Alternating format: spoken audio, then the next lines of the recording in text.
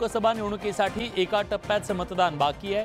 त्यानंतर 4 जूनला निवडणुकीचे निकाल जाहीर होतील। त्याआधीच महायुतीत मतभेद दिसू लागलेत।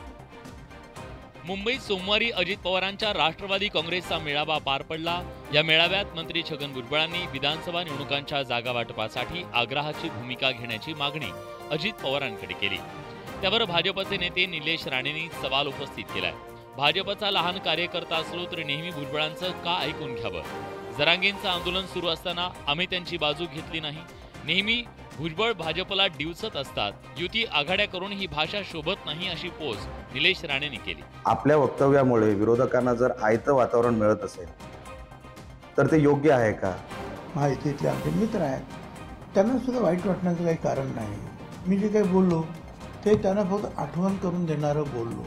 अशा चर्चा सार्वजनिक ठिकाणी केल्यामुळे याचा परिणाम हा युतीमध्ये बेबनाव आहे की काय अशा प्रकारचा मेसेज जायला होतो। भुजबळांच्या आक्रमक भूमिकेनंतर लोकसभा निवडणूक निकालाआधीच महायुतीत खटके उडत असल्याचं दिसून येत आहे।